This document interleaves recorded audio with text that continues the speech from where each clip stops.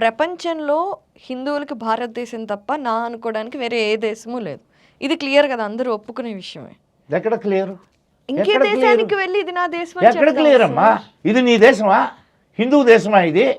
ఇది కూడా కాకపోతే ఇంకే దేశం? హిందూ దేశమా ఇది? ఉన్నది ఒకటే ఒక్క దేశం ఉండింది హిందువులకి, నేపాల్. దాన్ని కూడా కమ్యూనిస్ట్ దేశంగా చేశారు.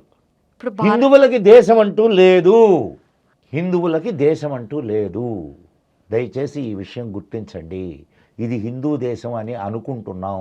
ఇది సెక్యులర్ అనేటటువంటి ఒక దుర్మార్గపు ఆలోచనకు లోనయ్యి హిందువులని అణచివేయడానికి కావలసినటువంటి అన్ని ఏర్పాట్లు చేసినటువంటి దేశం.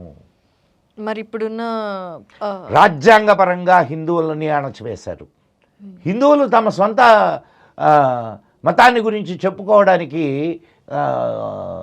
మీ ఇన్స్టిట్యూట్లు పెట్టుకోవడానికి అవకాశం లేదు తెలుసా? Article 25A. అండ్ వాళ్ళ దేవస్థానాలన్నీ గవర్నమెంట్ చేతుల్లో ఉంటాయి.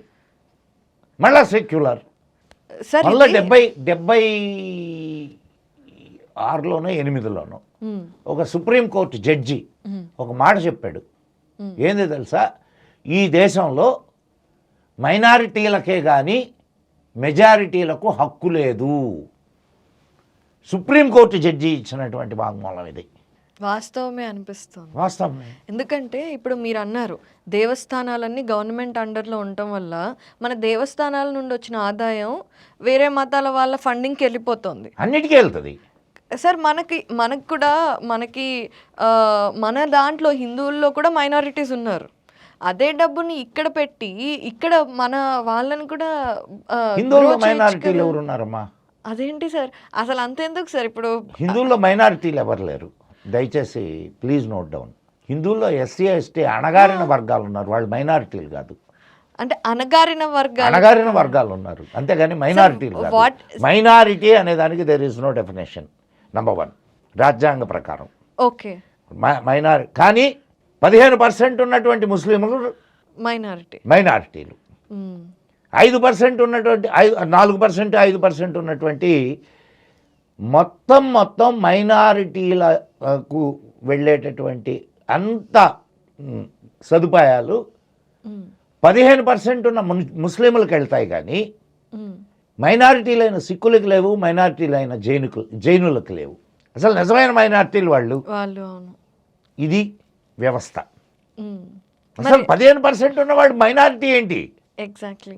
ఎవడు దీని గురించి ఆలోచించడు, మాట్లాడితే సెక్యులరిజం దెబ్బతింటది. మరి ఇప్పుడున్న నేషన్ వైజ్ టీమ్ లీడర్స్ అందరూ కూడా హిందుత్వ మూమెంట్ అనేది ఒక రకంగా తీసుకొస్తున్నారు కదా సార్. మరి ఇలాంటి మార్పులు రావా? అమ్మా, హిందువుల్లోనే ఎంతమంది సెక్యులర్లు లేరు? అందరూ ఒకటే, అన్నీ ఒకటే, దేవుళ్ళు అందరూ ఒకటే. ఎంతమంది లేరా హిందువుల్లో? అది మన మతం చెప్పిందే కదా సార్, అందరం ఒక్కటే అని భగవద్గీతలో శ్రీకృష్ణ. నువ్వు అంటున్నావు, వాడు అంటున్నాడా? ఏదైనా క్రిస్టియన్ చేత ఆ మాట అనిపించు, ఏదైనా ముస్లిం చేత ఆ మాట అనిపించు. అంటే సెక్యులరిజం అనేది హిందువులకు ఒక్కరికేనా? ముస్లింలకి క్రిస్టియన్లకి సెక్యులరిజం అవసరం లేదా? అందరి దేవుళ్ళు ఒకటే అనేటటువంటి సిద్ధాంతం నీది. అది మన మతంలో మనకు అది చెప్పారు కాబట్టి మనకు అలవాటు అయింది. వాళ్ళ మతంలో వాళ్ళకి అలా చెప్పలా. వాళ్ళకి ఏం చెప్పారు? అటువంటప్పుడు సెక్యులరిజం ఎక్కడ కుదురుద్ది? మరి పంపించేయాలి కదా. పంపించేద్దామా? ఎవరిని పంపిస్తావు? సెక్యులరిజం అంటే అందరి దేవుళ్ళు ఒక్కళ్ళే అనే తత్వం లేని వాళ్ళని, ఆలోచన లేని వాళ్ళని వెళ్ళిపోమని ఎక్కడ పంపిస్తావు? ఎట్లా పంపిస్తావు? మరి ఏం చేయాలి? పంపించగలిగినప్పుడు పంపించలేదు. ఈ దేశం రెండుగా చీలిపోయింది. దేనిపై? ఏ విషయం మీద? ఆబ్వియస్ గా 2 మతాల వల్ల. 2 మతాలు కాదు, ఒక మతం. కరెక్టే సార్. నీకు ఎన్ని కుట్రలు జరిగినాయో హిందువుల పైన హిందువులు అర్థం చేసుకోవడం లేదమ్మా.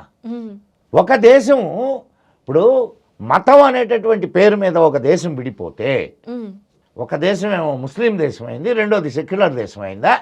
అంబేద్కర్ ఇదే మాట అన్నాడు. ఆఖరి ముస్లిం ఈ దేశం వదిలి వెళ్ళేంత వరకు, ఆఖరి హిందువు ఆ దేశాల నుంచి ఈ దేశాలకు వచ్చేంత వరకు విభజన పూర్తయినట్టు కాదు అని చెప్పింది అంబేద్కర్. అంత ధైర్యంగా చెప్పిన మగోడు ఇంకోడు లేడు. దొంగలమ్మా, దొంగలు రాజ్యాధికారం కోసం నేను కొన్ని విషయాలు బయట పెడితే చాలా ఇదిగా ఉంటుంది. చెప్పండి సార్. హిందువులు అనే పేరు పెట్టుకొని ఈ దేశాన్ని ముస్లింలు పరిపాలించారు.